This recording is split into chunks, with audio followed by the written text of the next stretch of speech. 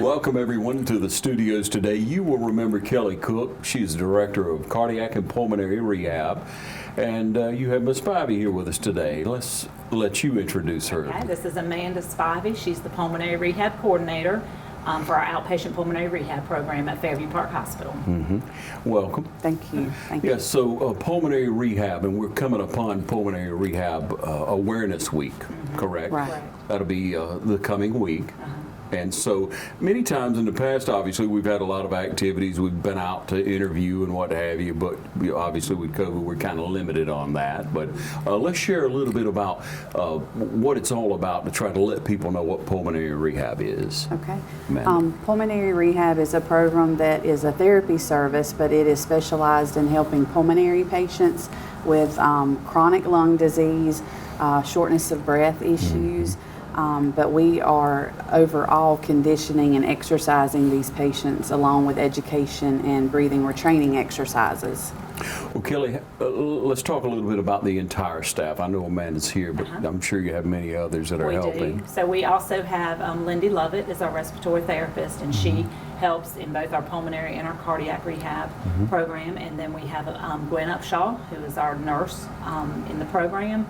And then we also have Constance Jackson, which is our exercise specialist. She works PRN for us, fills in for us, but she's there also with us. Yeah. So you've been working with this team for a while, Amanda? Yes, that we're going in our 7th year. Wonderful. Yes. Yeah. And it does take a team, doesn't it? It sure does. Yeah. Yes, sir. Let's talk about the different areas in which your team helps serve the community or those who come in for rehab. Well, we primarily are focusing on patients that are coming in through a referral from other physicians, such as our primary care doctors, our pulmonology doctors that we have in the area, and then also that are coming in from the hospital that we will get a referral over to get information to them also. And I would say that that's been a huge asset blessing to have, to be able to take care of the pulmonary population as a whole, from inpatient and then into outpatient. And so you have a numerous amount of people who come through, don't you, Kelly, in the course of a year? Yes. Yes, and we have grown tremendously recently. Yes, definitely. We have seen a lot of patients with lung issues coming through the program. Yeah, So. yeah, and so it would be because of COVID. Right. I'll let Amanda Definitely. speak on that. So. Definitely. When we first, because we're coming up a little over a year now, that we started seeing, implementing strategies, plans for our area for COVID, and just getting aware of what was going on. And I guess it was after our initial first surge that we had in July and August, when it really hit our area and our community. That Kelly and I, we were talking, we saw that these patients post-hospitalization were still needing help with shortness of breath. They were having trouble resuming back to work, normal activities. And so we really did a lot of research and talked with our Chief Medical Officer, Dr. Harrison, and the pulmonology doctors, and got a plan of care for these patients. And it has just taken off, and we are really blessed and thankful to be able to take care of this population of patients and see these patients be able to wean off of oxygen, go back to work, resume back to the activities, because it's just a very vicious infection disease. Yeah. And a big part, I was going to say, for these patients, especially, but for all the lung patients, is the education side of it, is teaching. Amanda spends a lot of hours on teaching these patients, because they've never been on oxygen maybe before. They don't know about checking a pulse ox. They don't signs and symptoms. So a lot of education is poured into this population, along with our regular lung population, of making sure their quality of life and their daily living, and they can get back to doing things and have the knowledge base they need to do this also. And so obviously with the pandemic, it's different. We've all learned quite a bit. Could you share some things that are different and teach in trying to educate those people than maybe someone with a different respiratory problem? Right. And that was one of the reasons we wanted to talk with our chief medical officer, our pulmonology doctors, to just get a good plan of care implemented, because these patients will present in a fibrotic way in imaging, and so we don't know a lot about COVID. We don't know whether that will resolve, will that get better, and that's what we are just treating as a goal-oriented program. They come in, we set goals, we've got goals that they want to meet. They may be with us for 4 weeks, they may be with us for 6 weeks, 8 weeks. It just depends on each patient, and that's the great thing about pulmonary rehab is it is definitely a specific patient-oriented program. It is tailored and designed to each specific patient's needs. Well, when we look at symptoms that people have suffered from any disease but from the pandemic, we look at being different.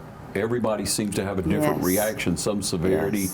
Levels are just astonishing to us when we think one is very healthy. That's right. So you're saying that the individual treatment is even more paramount with the COVID patients? Yes, sir.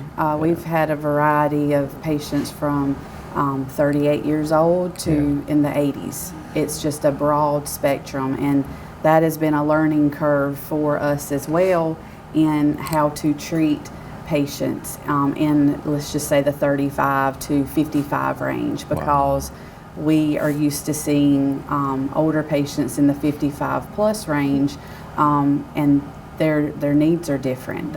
All of the things are different, and so you're trying to be as efficient and as cautious as possible in, having these steps forward and treating these patients. Yeah. Amanda, where'd you receive your training? I graduated at the time from Heart of Georgia, when it was Heart of Georgia in 2004, and then I went on to work at Coliseum Medical Center for 10 years, and the last 4 years that I was there, I was in pulmonary rehab. And so we got a pulmonary rehab established there at Coliseum, and then in 2000, end of 13, 1st of 14, I had the opportunity to come to Fairview Park and Very blessed. get that pulmonary rehab program up and off the ground and running, and it has just been a great blessing. And I think that's something that we have now seen, Kelly and I talk about it often, is that now with the pandemic, you do try to find the blessings and the good things that can come out of such tragedies and things that we've seen with this. But we are really blessed in this community to have this program that we can, again, take care of these patients when they enter into our facility as an inpatient. They may go, we've seen a lot, go to the outpatient, inpatient rehabilitation services, inpatient, and then come outpatient. Yeah. So full circle, because a lot of our other programs in our area have had to close down, or they just don't have a pulmonary rehab program. So we are very blessed here. And I will say another blessing out of the pandemic is it has brought awareness to our pulmonary rehab program.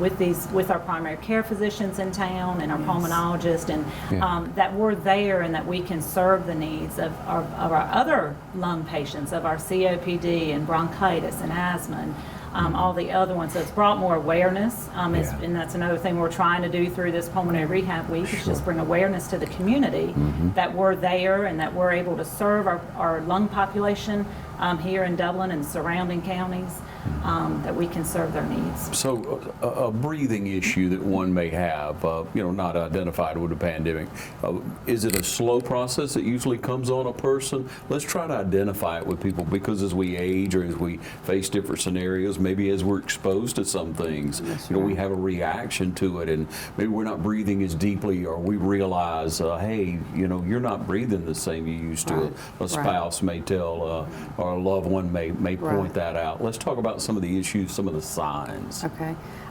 We do, the first most common one that you hear is COPD, chronic obstructive pulmonary disease. That can, now that we know more about COPD, we can see that does not necessarily mean that you have always been a smoker, or that is why you have the disease, because there are certain pollutants, irritants. We see a lot of people who have secondhand exposure, secondhand smoke exposure, that can have COPD. So that term and diagnosis has encompassed a lot of patients in a different way.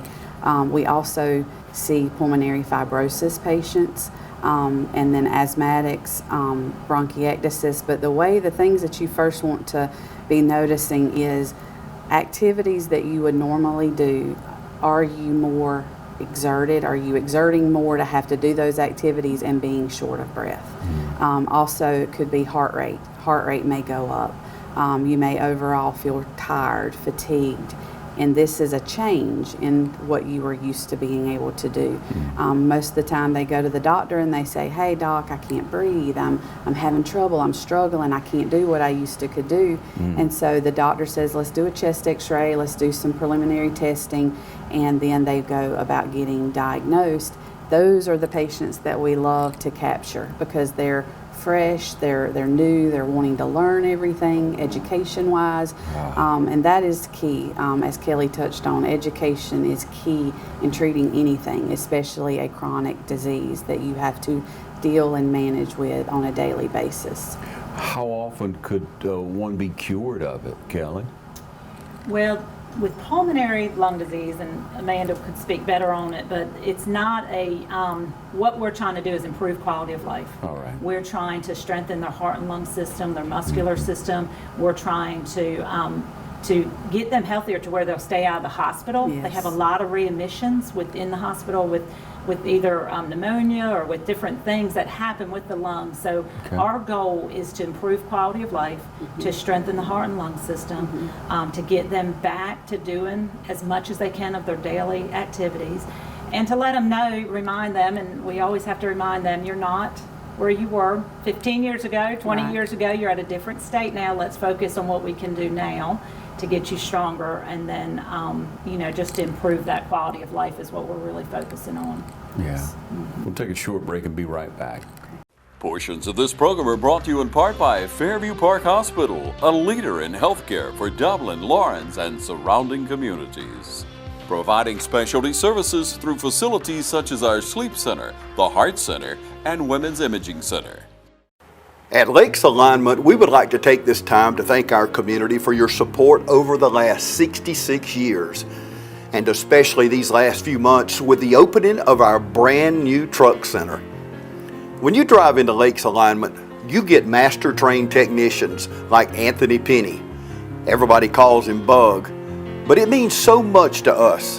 And on behalf of Neil Harden, Lisa, our staff, and the entire Lake family, we thank you for supporting us since 1954. Come see us today. We open every morning at 8 o'clock, and now our truck center is open on Saturday to serve your big trucks and equipment from 8 until 12. At Lakes Alignment, we thank you and this entire community, and will continue to serve you with the best trained staff and friendly, courteous service. Lakes Alignment, hometown people serving hometown people. Come see us today, 104 Johnson Street, East Dublin. All right, back with Kelly and Amanda, and we thank y'all so much for the information that you're providing. I thought that through rehab, a person could gain their air back, so to speak, get that strength back, but it's a manageable thing is what you're saying. It is, yes sir. That's what we want to be able to relay to the patient. Is it's actually a lifestyle change also. Physical activity is the most important thing. We need activity. When you first get shortness of breath, you get the diagnosis, the initial thought process is, I need to cut back. I don't need to do as much as I was doing. I'm short of breath. How can I do this activity?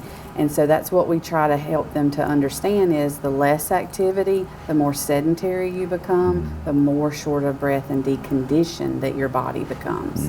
So we're really trying to get them to be active and build endurance, stamina, energy, and that only comes through physical activity, and then the breathing retraining exercises that we teach them as well. Yeah. And one aspect I'll add to that too is when they do want to cut back, a lot of times we see a lot of patients they're scared, fearful. Yes. So we have to do a lot of education, a lot of the emotional health side of this disease is a big part of it also. Yes. And we do have a social worker available that will come over and speak with our patients too, to help with that side of it. But there's a lot of fear and a lot of anxiety a lot of emotional side that goes into this disease process see. also. Definitely. Yeah, not being able to breathe easy is Yes. probably a very scary feeling, and, Yes. and obviously we can't take for granted breathing easy Right. That's or right.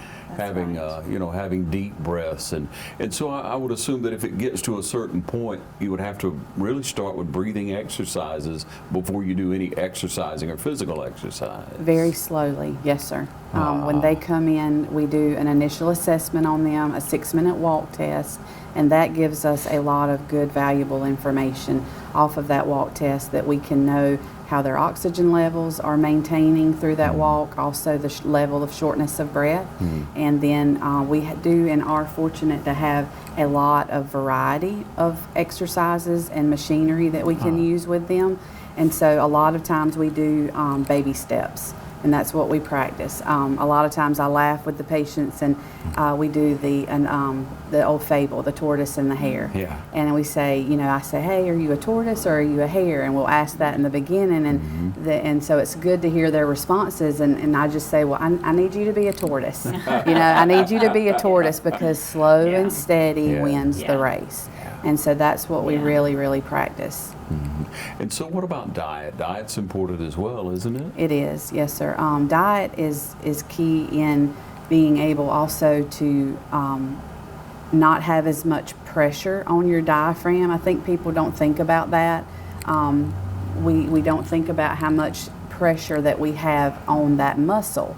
And the diaphragm muscle is responsible for helping to do 80% of the work of breathing. And so that offers a lot of help and support. And when you have lung disease, these muscles up here take over. Our brain says, I need the air. So you work harder, and that expends more energy and uses up more oxygen, leaving you more tired and fatigued and lower oxygen levels. So we really do need to be conscious about our weight and our physical activity levels. So I don't know if it's a good comparison, but when you overeat, which happens to us sometimes, That's and you're right. just Yes, so sir. full, That's maybe that's right. an analogy that people. That's exactly one of the things that we ask is, do you get short of breath when you eat? Because that's exactly what happens, is that fullness, it rests right upon that diaphragm muscle. Great information, Amanda. It really is, Kelly. You have a great team. What a wonderful group of professionals. We are so blessed out Yes, there. we And are. I just think it's such a blessing to our community, to our hospital, and like Amanda had pointed out, the continuum of care that our patients can come to our hospital. They can, go maybe through the ER, they get admitted into the hospital, and then we have these outpatient therapy programs available for them, and that's just not everybody has that.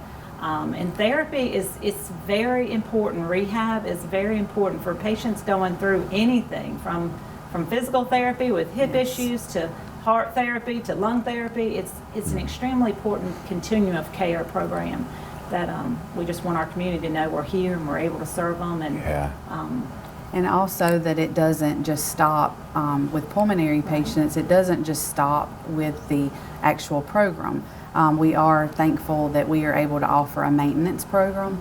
And so once the patients graduate from the initial phase 2 program, as we call it, then we offer them maintenance where they can come in, keep up for it's a self-paying fee there, but they can come in, keep up their exercise. We provide the oxygen for them, and we are just overseeing. It's like a supervised setting, and a lot of patients really like that. they like that sense of security, being watched yes. still, but they're kind of on their own. And they're being monitored, blood pressures, oxygen levels still being monitored, and we do work really closely with their physicians as well. All right, so let's talk about young people. Let's talk about people in their 30s, 40s, and they have parents, 50s, and they have parents who have these issues. What do they need to Right. do?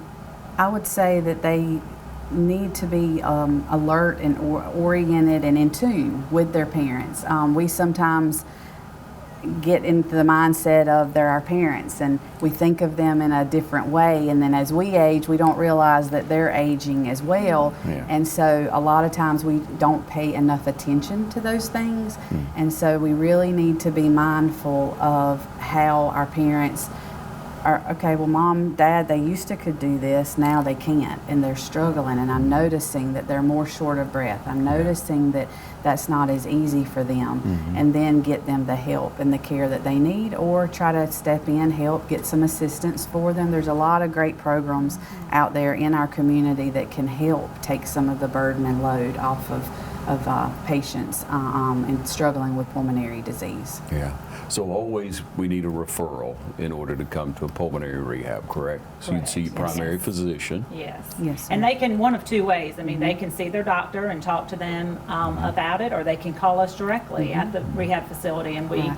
can get the information we need from the doctor. Yeah. We try to make it as easy as possible for Yes. the patient and for the doctors and Yes. everybody involved to get the patient in there and get them going. So, but yes, we do have to have physician referral. Yeah, great awareness. Amanda, thank you for being a Thank part you. of our community, our Thank you. healthcare community.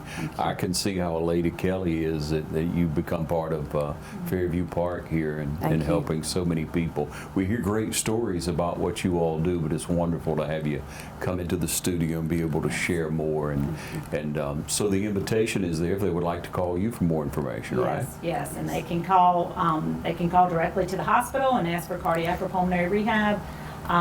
They can call us directly. They can look us up on the website. We're on the website too for Fairview Park Hospital. So, but they can, give us a call and we can get them going. All right. Amanda, Kelly, everyone, thank you. Thank you. Thank you. Thank you.